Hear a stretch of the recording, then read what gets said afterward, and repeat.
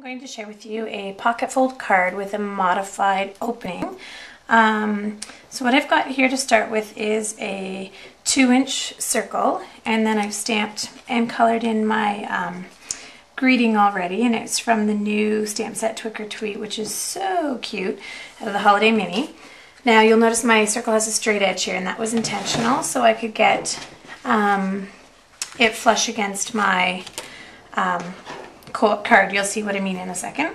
So I did that using the Big Shot, and then I'm just going to use 5 brads just to add a decorative edge here.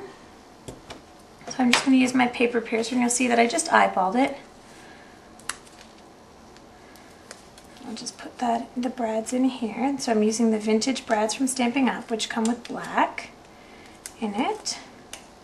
And I love it because all year I used a lot of the metal ones, and then come Halloween I always know I use lots of black.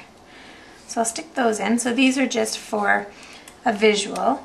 And now these circles, the circle, you know what, I said it was 2 inches. It's actually 2 3/4 inches, sorry. This square here. This one here is 2 inches. And now I'm going to apply that onto a square that measures 2 inches. So I'll just put my adhesive on the back, and I'm just going to do that carefully because I've got adhesive sitting on the back side of my card here, and I just wanted that to be, sorry if you can see me right now, you can see my tongue sticking out. Okay, so I've got my circle on. I didn't want to see my brad backs because the way we're going to put our card together. Okay, so that is our decorative layer. And now here I've got my card, so it's done in basic black, and it's scored at 2 1/8 from each edge, which makes this open up, and when it's folded it's a 4 1/4 by 5 1/2 standard card. And then I just did a 2 inch by 5 3/8 inch piece of my favorite designer paper, again from Stampin' Up. All this is Stampin' Up. I'm using the orange side here. So I've just done my 2 panels. And now what I'm going to do is I'm going to try and kind of center this on my card. Okay, and you'll notice that I only had adhesive on the half of the black square. And the reason for that is I want my card to be able to open. Now what gets tricky is now I have a square that I've cut out, and this is using Old Olive cardstock. And I have adhesive again only on 1/2, and I cut it so it's 2 3/4 inches in the middle, and then the outside dimension is 3 1/4. And the reason I did that is I'm going to make this little frame.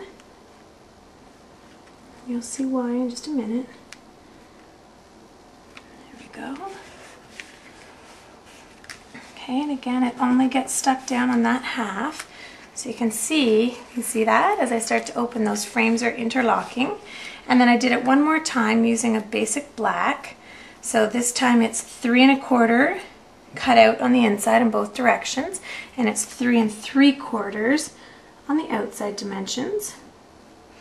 And I've got adhesive again only on 1/2, and it's on this half that I'm pushing down. So now you can see when I open my card how those panels, isn't that fun? How those panels interact.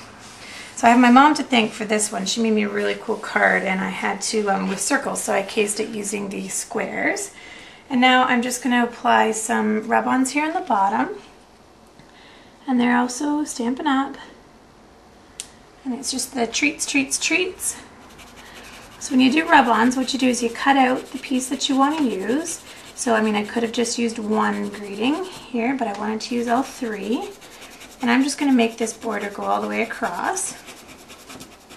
So even though you're not going to see it on the black, you'll know what it says. And you can see I'm just using a popsicle stick, and the reason you use a popsicle stick is if you apply too much pressure, your stick's going to break, which is a good thing because if you push too hard, you don't want, you know, to get lines on your paper. And just peel that back, and as I'm peeling, I'm making sure the rub-on sticks to the paper and not the plastic. And there is the outside of my card. And then for the inside, what I've done is basically I'm just using scraps of paper here. So I've got another piece of the Designer Series paper, and it measures 5 3/8 by about 2.5. And then I've just done another old olive circle here. And my thought behind this is, what I'm going to do is write my greeting on here and then include just a wee little 1 3/4 inch circle photo of one or all of my kids or of treats or something in the inside of this card. And I'll just carry that theme through with the rub-ons.